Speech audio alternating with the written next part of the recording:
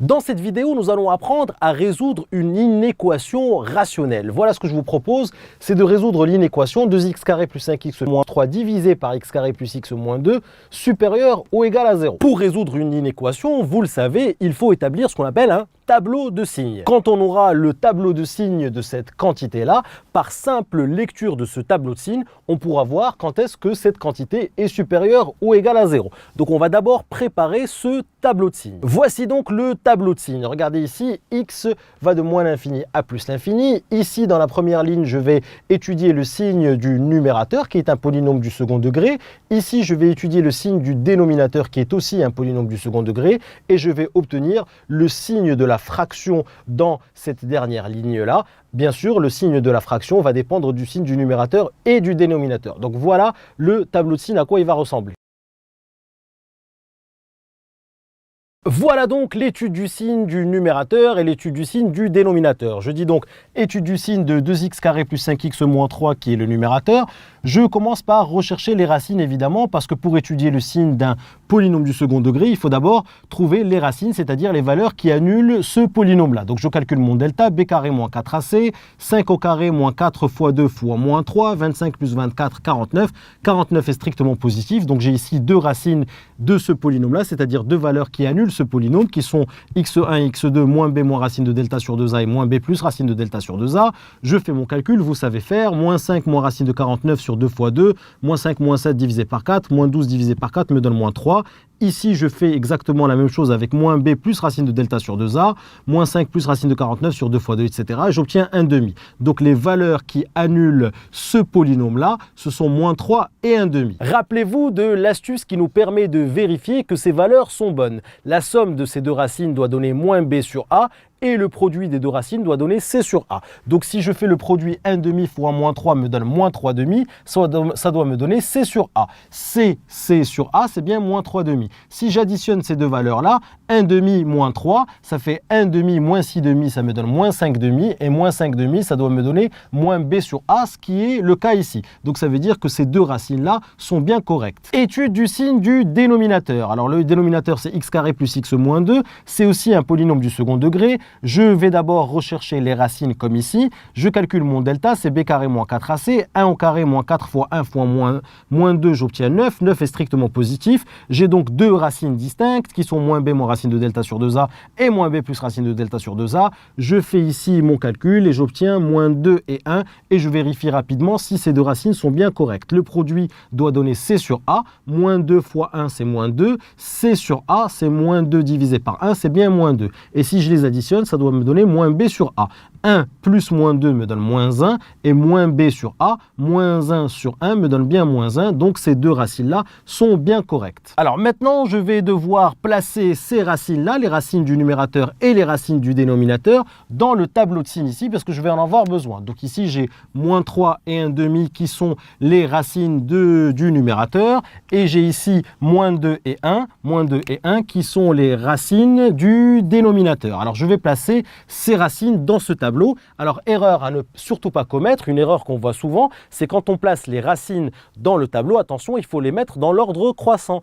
Attention aux élèves qui dans la précipitation vont me placer des racines ici, les valeurs ici, mais qui ne sont pas dans le bon ordre. Donc ici, le bon ordre, c'est moins 3, et ensuite c'est moins 2, et ensuite c'est 1,5, et ensuite c'est 1. J'ai maintenant placé les racines ici. Regardez, moins 3, moins 2, 1,5, 1. Effectivement, elles sont dans le bon ordre, dans l'ordre croissant. Ce que je vais faire maintenant, c'est que je vais tirer des barres comme ceci, au niveau de moins 3, au niveau de moins 2, au niveau de 1,5 et au niveau de 1. Voici la préparation de mon tableau de signes. Alors maintenant, je vais m'occuper du numérateur. Je sais que le numérateur s'annule pour moins 3 et pour 1,5. Donc je vais mettre ici des zéros. Ça veut dire que ce polynôme-là s'annule pour moins 3 et pour 1,5. Alors on sait que c'est du signe de a à l'extérieur des racines. Ça veut dire ici qu'on a le 2. Le 2 est strictement positif. Donc à l'extérieur des racines, ça va être positif. Et puis à l'intérieur des racines, ça va être négatif. Pour le dénominateur, lui, il s'annule pour x égale moins 2 et pour x égale 1. Donc je reporte les zéros. Même raisonnement, il est du signe de a à l'extérieur des racines. Donc ici le a c'est 1.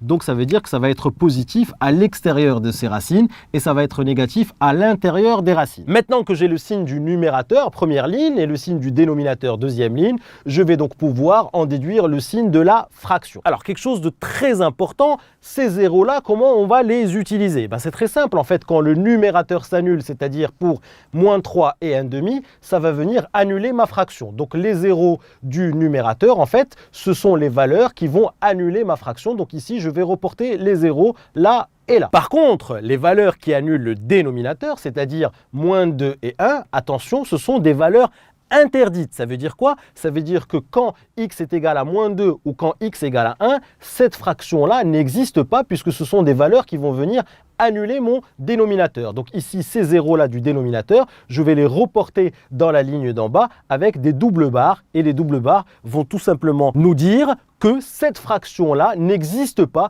pour les valeurs x égale moins 2 et x égale 1. Donc cela veut dire que cette fraction-là va être égale à 0 quand x égale moins 3, c'est-à-dire pour la première valeur qui annule mon numérateur. Cette fraction-là va s'annuler pour x égale 1/2, c'est-à-dire pour la deuxième valeur qui annule mon numérateur. En revanche, quand x est égal à moins 2 ou quand x égale à 1, ce sont les valeurs qui annulent le dénominateur. Donc ça veut dire que pour ces valeurs-là, cette fraction n'existe pas et on met donc des doubles barres. En ce qui concerne le signe de cette fraction-là, plus divisé par plus va me donner plus, moins divisé par plus va me donner moins, moins divisé par moins va me donner plus divisé par moins va me donner moins, et plus divisé par plus va me donner plus. Et voilà donc le signe de cette quantité-là. Ça veut dire que cette quantité-là est strictement positive entre moins l'infini moins 3 exclu, puis elle est strictement négative entre moins 3, moins 2 exclu, etc., etc. Donc maintenant, pour pouvoir résoudre cette inéquation-là, il suffit de voir quand est-ce que cette fraction-là est supérieure ou égale à 0. Alors quand est-ce qu'elle est supérieure ou égale à 0? Voilà, je vous ai fait ici un petit schéma en vert pour voir quand est-ce que ma fraction est supérieure ou égale à 0. Donc là, vous voyez, de là jusque là, c'est supérieur ou égal à 0. Donc on va dire sur l'intervalle moins l'infini jusqu'à moins 3 inclus, parce que c'est une valeur qui annule ma fraction. Et moi, j'ai envie de savoir quand est-ce que c'est supérieur ou égal à 0. Alors, union. Alors ici, évidemment, c'est négatif. Donc là, je ne vais pas prendre cet intervalle-là puisqu'il n'est pas solution de mon inéquation. Et ici, regardez, ici, c'est positif. Par contre, attention, il y a une valeur interdite que je vais devoir exclure, c'est moins 2. Donc, union moins 2 que j'exclus jusqu'à cette valeur-là qui est 1/2, qui est incluse. Pourquoi elle est incluse? Parce qu'elle va annuler cette quantité-là. Et moi, j'ai envie de savoir quand est-ce que c'est supérieur ou égal à 0. Ensuite, ici, ça, c'est un intervalle qui n'est pas solution parce que la fraction est strictement négative. Et ensuite, union, je pars de là. Donc ça, c'est une valeur interdite qu'il faut donc exclure, évidemment, de 1 jusqu'à plus l'infini. Donc voilà l'intervalle solution de cette inéquation, c'est moins l'infini moins 3, union moins 2 ouvert, 1/2 inclus, union 1 exclu, plus l'infini. Voilà donc ici l'intervalle solution de cette inéquation qu'on a trouvée grâce à ce tableau de signes. Petite récap très rapide, nous avons ici une inéquation rationnelle. Pourquoi c'est une inéquation rationnelle? Parce que là, nous avons un polynôme divisé par un polynôme. Donc ici, l'idée, c'est de déterminer le tableau de signes de cette quantité, parce qu'une fois qu'on aura le tableau de signes de cette quantité, par simple lecture de ce tableau de signes, nous pourrons dire quand est-ce que c'est supérieur ou égal à 0. Alors on commence par étudier le signe du numérateur, puis le signe du dénominateur. Le numérateur ici, c'est un polynôme du second degré, donc il faut rechercher ses racines. J'ai trouvé les racines qui sont moins 3 et 1/2.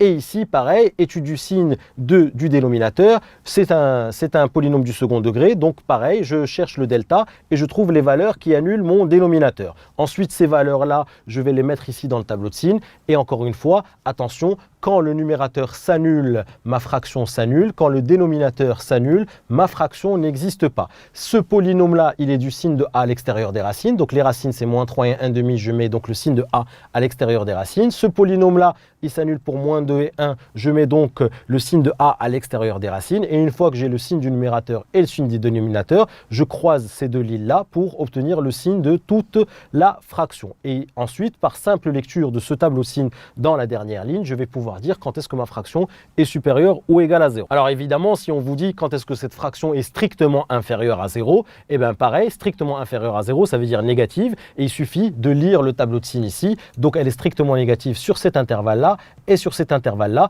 il va falloir exclure moins 3, puisque je vous demande quand est-ce que c'est strictement négatif. Évidemment, il faut exclure moins 2 parce que c'est une valeur interdite.